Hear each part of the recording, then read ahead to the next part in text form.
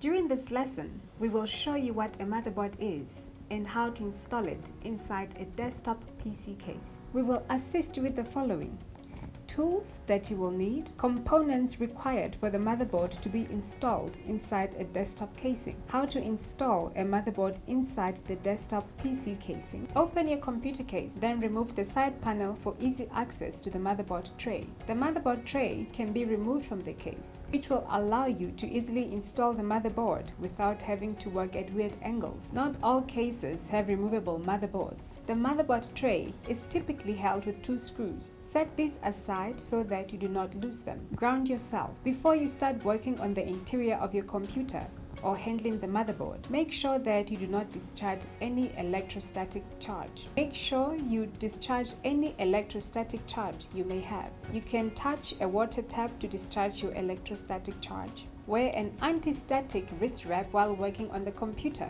to prevent causing electrostatic damage. Replace the I/O panel shield. This is located at the rear case, where the connectors for the motherboard extend out of your monitor, USB and other peripherals. Most cases have a default panel shield installed, which will need to be removed and replaced with the panel that came with your motherboard. Apply pressure to all 4 corners of the panel to secure it in the case. It should snap back into place.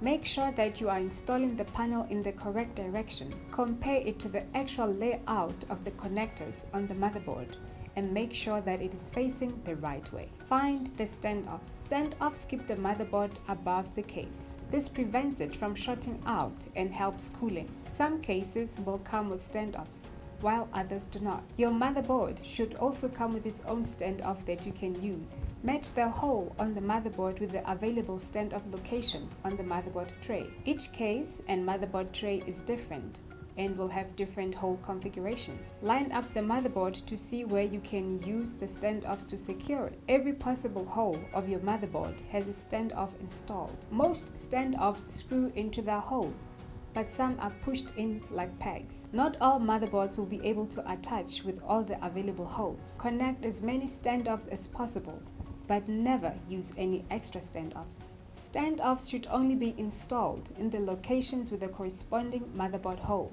Place your motherboard on the standoffs. The holes and standoffs should all line up. If your motherboard tray does not come out of the case, gently force the motherboard against the I/O panel on the back of the case to fit it. Start securing the motherboard with screws. Do not over-tighten the screws. Make sure that it is firm but not too tight, and do not use an electric screwdriver. Holes that do not have metal on them will need cardboard washers between the screw and the motherboard. It is best to entirely avoid using non-metallic holes. And we're done!